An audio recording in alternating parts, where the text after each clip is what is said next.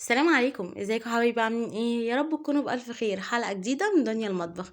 حلقة النهاردة بروايح زمان. هنعمل العدس على طريقة زمان بدون افتكاسات وبدون مقادير كتير.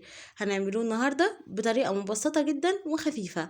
بس قبل ما ابتدي الفيديو، لو أول مرة بتشوفوني ياريت تشتركوا في القناة وتفعلوا زر الجرس على الكل، ومتنسوش تحطوا لايك للفيديو ده. يلا مع بعض نشوفوا مقاديرنا ايه. اول حاجه في المقادير هي كوبايه عدس مغسول ومنقوع نص ساعه، وممكن ربع ساعه، وبعد كده صفيته كويس جدا من الميه بتاعته. ودلوقتي بقى الخضار ده انا ضايفه من عندي، ما كانوش زمان كل الناس بتضيفه. معايا جزرايه مقطعه، جزرايه كبيره، ومعايا بصلتين صغيرين، ومعايا طماطمتين كبار متقطعين، ومعايا فصين توم. يعني كل الخضار متقطع قطع صغيرة. في حلة على النار هكون حاطة مية بتغلي ضعف مقدار العدس اللي حضرتك هتعمليه. يعني لو هتعملي كوباية من العدس هتحطي في الحلة كوبايتين من المية، عشان كمان تعملي حساب الخضار اللي هيتسلق معاها. طبعا زمان ما كانوش بيحطوا الخضار ده، فانت ممكن تستغني عنه، بس استراحة هو بيبقى بيزيدوا من القيمة الغذائية بتاعته. دلوقتي بقى اول ما العدس ابتدى ان هو يغلي، بيعمل الريم الابيض ده لازم تتخلصي منه وتشيليه من على الوش كده، وتشيليه كله. ما تسيبيش منه ليه؟ لان ده بيبقى الغازات يعني الغازات اللي بتبقى جوه العدس، فده بتتخلصي منه عشان بيعمل انتفاخات جوه البطن بعد الاكل يعني. دلوقتي بقى هبتدي انزل الخضار اللي معايا بعد ما اتخلصت من كل الريم الابيض اللي ما كان موجود على العدس من فوق كده على وش الحله. بنزل بقى الخضار وبسيبه يغلي مع بعضه لحد ما يستوي وتشوفيه داب كده. كل الخضار استوى والعدس كمان داب. اول ما تمسكي على ايدك كده العدسايه، تلاقيها اتهرست كده ودابت في ايدك. وبس قبل ما نسيت اقول لكم ان انا بحط معلقه من الكمون، معلقه صغيره من الكمون معاه، عشان كمان ما يعملش معانا انتفاخات. الكمون طبعا بيساعد على ان ما يكونش فيه انتفاخات كتير في البطن.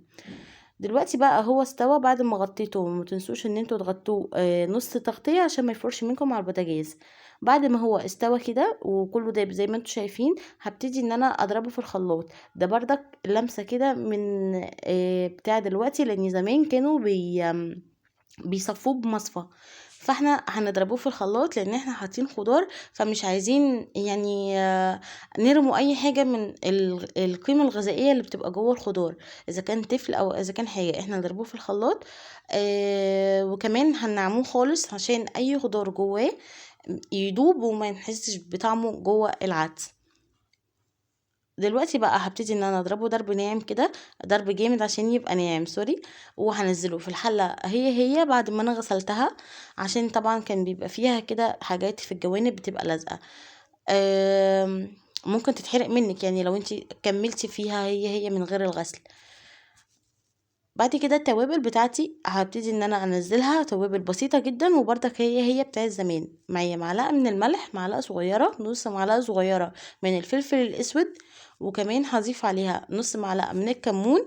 وضيفوا كمون تاني، انتوا كده كده العدس بيحب كمون. اي بقوليات لازم تضيفوا لها كمون كتير عشان ما تعملش انتفاخات في البطن. ودلوقتي ربع معلقة من الشطة، وممكن تستغني عنها.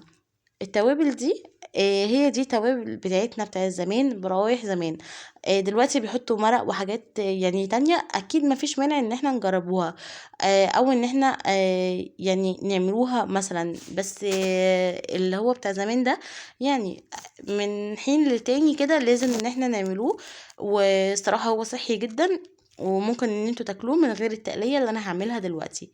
في طاسة بقى او مقلاية صغيرة على النار، بحط بقى معلقتين من السمنة. وملحوظة، السمنة دي انا عاملاها معاكم من وش اللبن في حلقة قبل كده، هسيب لكم اللينك بتاعها في صندوق الوصف، او في اول لينك مثبت اول تعليق مثبت، سوري.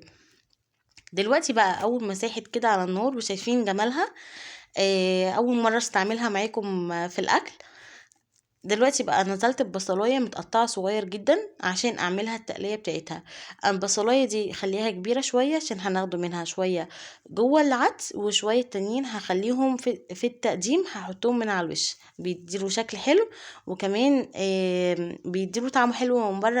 البصل ده في ناس بتكتره كمان، بس انا يعني بحط حبه صغيرين كده شكل بس كده. دلوقتي بقى بعد ما اتحمرت البصلة زي ما انتم شايفين وبقى لونها ذهبي كده، ريحة السمنة تحفة مع ريحة العدس، مدية بقى ايه روايح زمان كده، ومدية ريحة الشتا الجامد ده. مع اني مفيش شتا، بس مفيش مانع ان احنا نعمله عدس، المهم ان هو اسمه شتا. دلوقتي بقى هديها غلوة كده على النار تاني، بعد ما يعني هي دلوقتي هديت. انا عقبال ما حمرت بتاع البصلة كانت هي بره يعني ما كنتش مشغله عليها النار. دلوقتي بقى اول ما غليت نزلت عليها التقليه بتاعتها او البصله بتاعتها المحمره، عشان تديها طعم كده جوه العدس. وزي ما قلت لكم لو انتوا عايزينه صحي تقدروا تشيلوا البصله المحمره دي وتاكلوه من غير البصله دي، ببردك بيبقى طعمه حلو. اول ما غلي كده معايا بقول لكم ان كده تمام، وهرفعه من على النار، وكده هو جاهز معايا على التقديم. التقديم بقى انا بقدمه جنب بصل متقطع كده، ممكن بصل اخضر، انا جايبه بصل احمر حاطه عليه خل وحاطه عليه رشه كمون ورشه شطه، بيبقى طعمه تحفه جنب العدس، انا بحبه كده. وكمان محمره شويه عيش شامي كده في الزيت، تقدر ان انتوا بردك تحطوه في الفرن. ودلوقتي بقى قدمته وبحط عليه شويه البصل اللي انا قلت لكم عليهم في الاخر. كده هو تمام جدا، ومش مش مستني مني غير ان انا اقعد اكل فيه. الصراحه تحفه جدا. واتمنى الفيديو يعجبكم، واتمنى كمان اكون خفيفه عليكم والفيديو يكون خفيف، وان شاء الله تجربوه بطريقه زمان ويعجبكم، وتقولوا لي رايكم في كومنت. اسيبكم بقى في رعايه الله، واشوفكم في فيديو جديد ان شاء الله. متنسوش اللايك والاشتراك في القناه. باي باي.